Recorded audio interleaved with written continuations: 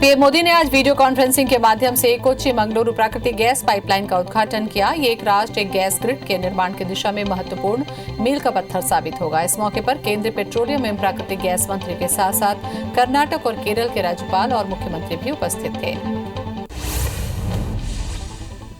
PM Modi ने कहा कि गैस पाइपलाइन केरल और बेंगलुरु के लाखों लोगों के लिए ईज ऑफ लिविंग बढ़ाएगी, राज्यों के गरीब, मध्यम वर्ग और उद्यमियों के खर्च कम करेगी। शहरों में सिटी गैस डिस्ट्रीब्यूशन सिस्टम का माध्यम बनेगी। अनेक शहरों में सीएनजी आधारित ट्रांसपोर्ट सिस्टम को विकसित करने का माध्यम बनेगी। इससे प्रदूषण कम होगा और लोगों की सेहत अच्छी होगी। पीएम मोदी ने कोच्चि मंगलुरु पाइपलाइन का उद्घाटन करते हुए कहा कि हम सभी विकास के नए आंदोलन का हिस्सा हैं। पिछली शताब्दी में भारत जिस भी रफ्तार से चला उसकी अपनी वजह रही। इतना तय है कि आज का युवा भारत दुनिया पर छा जाने को अधीर है, जो धीरे नहीं चल सकता। इसलिए बीते वर्षों में देश ने स्पीड और स्केल के साथ साथ स्कोप को भी बढ़ाया है। सरकार के साथ किसानों की अगली मीटिंग 8 तारीख को होगी। सरकार के साथ मीटिंग के बाद किसान संगठन के नेताओं ने मीडिया से बातचीत में बताया कि तीनों बिलों और एमएसपी कानून वापसी पर बात हुई है। सरकार ने 8 जनवरी को बात करने के लिए बुलाया है। बता दें कि 8 जनवरी को सरकार और किसानों के बीच 9वें दौर की वार्ता होगी। किसान संगठनों और सरकार के बीच 8वें दौर की बैठक भी बेनतीजा होने पर किसान अब आंदोलन तेज करने के मूड में है। किसानों के आंदोलन का आज 41वां दिन है। किसान ठंड और बारिश में भी दिल्ली बॉर्डर्स पर खुले आसमान के नीचे बैठे हैं। वहीं सरकार की ओर से बातचीत का प्रयास अब तक बेनतीजा है। यूपी के मुरादनगर के शमशान घाट के लेंटर गिरने से 25 लोगों की मौत का मामला, ठेकेदार को पुलिस ने गिरफ्तार कर लिया है। गिरफ्तारी से पहले एसएसपी कालनिधि नथानी ने मुख्य आरोपी ठेकेदार अजय त्यागी पर 25,000 का इनाम घोषित किया था। मामले में अब तक 4 लोगों को गिरफ्तार किया गया। यूपी के मुरादनगर शमशान घाट में हुए हादसे में योगी सरकार ने मृतकों के परिवारों को 10-10 लाख रुपए की आर्थिक सहायता देने का ऐलान किया। इसके साथ ही यूपी के सीएम योगी आदित्यनाथ ने कहा कि पूरे नुकसान की भरपाई जिम्मेदार ठहरा जा रहे इंजीनियर और ठेकेदार से की जाएगी। मोदी सरकार के ड्रीम प्रोजेक्ट सेंट्रल विस्टा को सुप्रीम कोर्ट ने हरी झंडी दे दी है। शीर्ष कोर्ट ने केंद्र सरकार की महत्वाकांक्षी सेंट्रल विस्टा परियोजना को चुनौती देने वाली याचिकाओं को खारिज कर दिया। याचिका में इस परियोजना के लिए पर्यावरण मंजूरी दिए जाने और इसके लिए भूमि उपयोग में बदलाव समेत अनेक बिंदुओं पर सवाल उठाए गए थे। मध्य प्रदेश सरकार के मंत्री प्रद्युमन सिंह तोमर 7 दिनों के लिए जनता से दूर रहेंगे। तोमर 4 से 10 जनवरी तक जनता से दूर रहेंगे। उन्होंने निजी कारणों का हवाला देकर जनता से दूर रहने का ऐलान सोशल मीडिया में किया। उन्होंने सोशल मीडिया में दफ्तर और निजी सचिवों के नंबर डाले हैं। इसके साथ ही अपने फैसले के लिए तोमर ने जनता से माफी भी मांगी है। भोपाल में वेब सीरीज में अश्लीलता का विरोध किया जा रहा है। बीजेपी विधायक यशपाल सिंह सिसोदिया ने वेब सीरीज को लेकर सीएम शिवराज को पत्र लिखा है। पत्र के माध्यम से विधायक ने वेब सीरीज में आपत्तिजनक दृश्य को रोकने की अपील की है। साथ ही पत्र के जरिए वेब सीरीज के कंटेंट को सेंसर करने की मांग की है। दिल्ली में चल रहे किसान आंदोलन की आंच अब आरएसएस मुख्यालय तक पहुंच गई। बैतूल जिले के मुल्ताई में एक किसान कार्यक्रम में महाराष्ट्र से आए किसान नेता ने मोहन भागवत समेत आरएसएस हेडक्वार्टर को उड़ाने की धमकी दी। इस पर भाजपा जिला अध्यक्ष ने कोतवाली थाने में अरुण बनकर के खिलाफ मामला दर्ज किया। मुख्यमंत्री भूपेश बघेल 12 जनवरी को भिलाई नगर निगम क्षेत्र में 30 करोड़ रुपए के विकास कार्यों का लोकार्पण करेंगे, जिसमें शहर में बॉटनिकल गार्डन का लोकार्पण, शहीद भगत सिंह और स्वामी विवेकानंद की प्रतिमा का अनावरण और 12 टंकियों का उद्घाटन शामिल है। इसके अलावा मुख्यमंत्री भूपेश बघेल हुड़को में मांगलिक भवन का उद्घाटन करेंगे। मुख्यमंत्री भूपेश बघेल 6 जनवरी यानी कि कल गौरेला पेंड्रा मरवाही जिले के दौरे पर होंगे, जहां वो लोकार्पण, भूमि पूजन और आम सभा सहित कई कार्यक्रमों में शामिल होंगे, जहां वो नरवा स्टॉप डैम का निरीक्षण करेंगे। साथ ही महिला स्व सहायता समूह से मुलाकात भी करेंगे। छत्तीसगढ़ के स्वास्थ्य मंत्री टीएस सिंहदेव के भतीजे और सरगुजा जिला पंचायत के सदस्य आदित्येश्वर सिंहदेव को सरगुजा रेड क्रॉस समिति का अध्यक्ष चुना गया। आदित्येश्वर ने इसे बड़ी जिम्मेदारी मानते हुए स्वास्थ्य सुविधाओं को बढ़ाने के साथ ही रेड क्रॉस समिति को स्वास्थ्य सुविधाओं में बढ़ावा देने के लिए काम करने की बात कही। मध्य प्रदेश लोक सेवा आयोग ने 35 से ज्यादा प्रस्तावित परीक्षाओं की समय सारणी जारी कर दी है, जहां पर 2019 की मुख्य परीक्षा मार्च में, वहीं 2020 की मुख्य परीक्षा अगस्त में होगी। अब 2021 में राज्य सेवा परीक्षाओं के साथ आधा दर्जन भर्ती परीक्षाएं कराने की तैयारी की जा रही है। वेबसाइट में परीक्षाओं की जारी समय सारणी में 2019 और 20 की परीक्षाओं की जानकारी दी गई है। माध्यमिक शिक्षा मंडल एमपी बोर्ड की 10वीं और 12वीं की बोर्ड परीक्षा इस बार 2 महीने की देरी से अप्रैल के अंतिम सप्ताह से शुरू होगी, जो मई तक चलेगी। साथ ही कोरोना संक्रमण को देखते हुए बोर्ड परीक्षा ऑनलाइन भी हो सकती है। दरअसल मंडल ने 2021 से बोर्ड परीक्षा देने वाले 10वीं और 12वीं के स्टूडेंट्स के लिए कई बदलाव किए हैं। बलरामपुर जिले में इन दिनों वैज्ञानिकों की टीम हेलीकॉप्टर से खनिज संपदा का सर्वे कर रही है। सर्वे जिले के वाड्रफनगर, रामानुजगंज, बलरामपुर और सामरीपाट के इलाकों में हो रहा है। पूरा सर्वे परमाणु अन्वेषण विभाग और अनुसंधान केंद्र भारत सरकार करवा रहा है, जिसका उद्देश्य खनिज अन्वेषण के लिए भूस्थलीय वैज्ञानिक संरचनाओं के अध्ययन के लिए आंकड़े इकट्ठे करना है।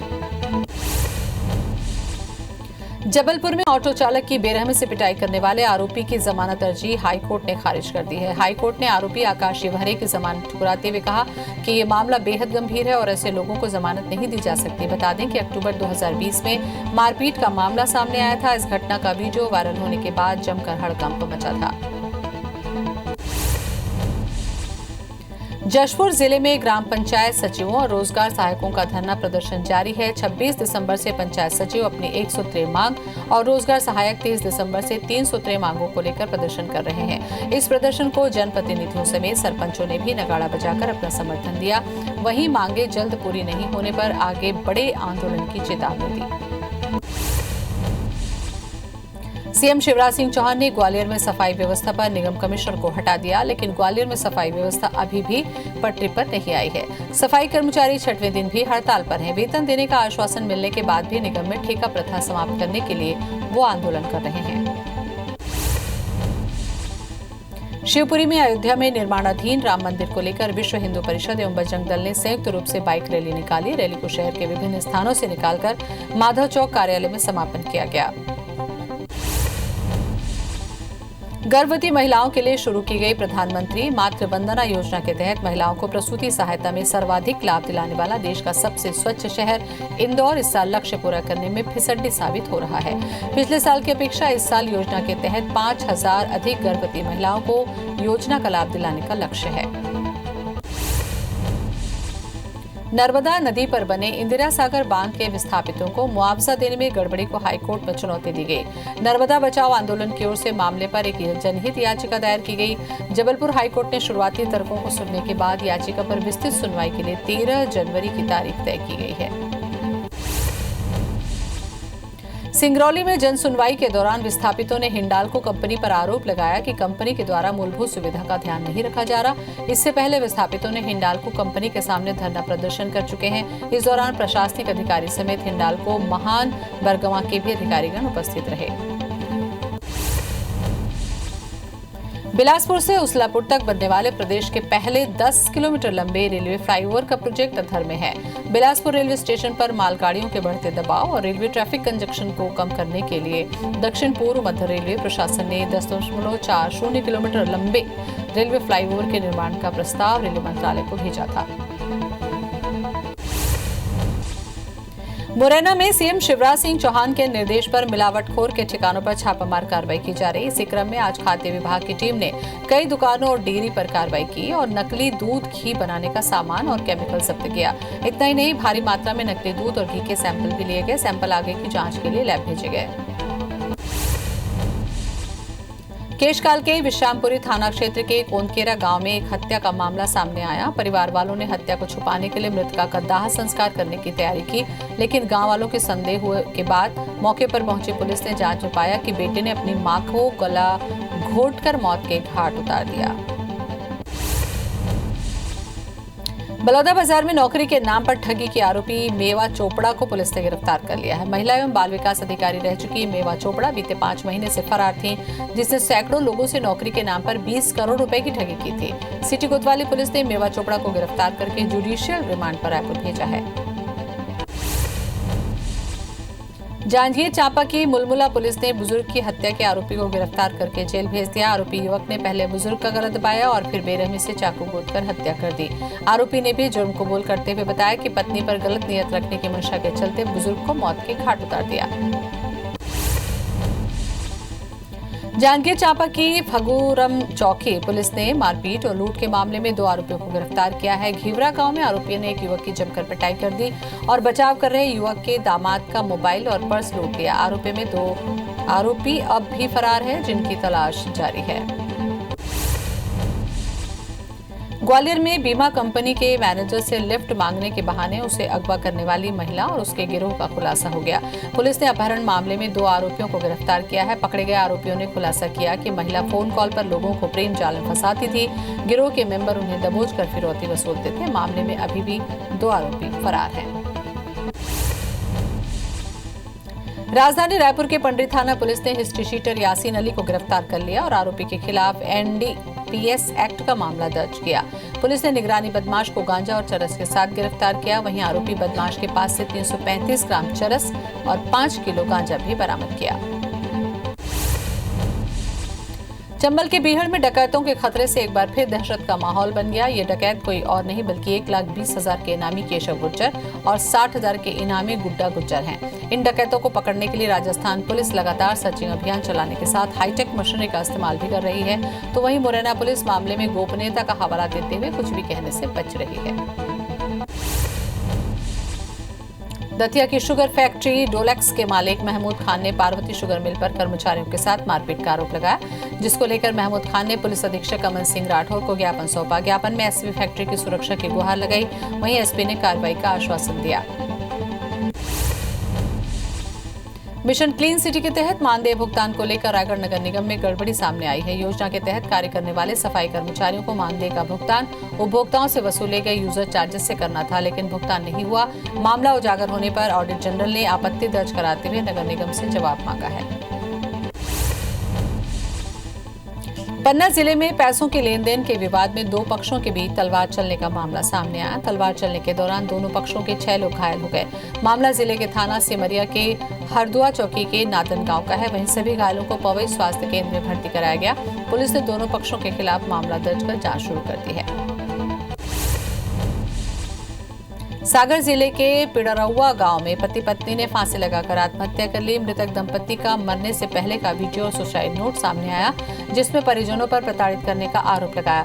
घटना बहरोल थाना क्षेत्र की है। इधर पुलिस मामले की जांच में जुट गई है।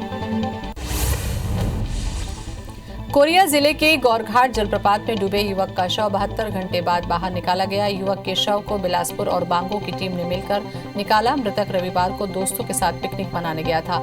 2 दिन बाद आज युवक के शव को बाहर निकाला गया। धमतरी जिले के बगदेही गांव में दर्दनाक हादसे में ट्रैक्टर चालक की मौत हो गई, तो वहीं दूसरा युवक गंभीर रूप से घायल हो गया। घायल युवक को कुरूद के अस्पताल में भर्ती किया गया है। हादसा खेत की जुताई करते वक्त ट्रैक्टर के अचानक पलट जाने से हुआ।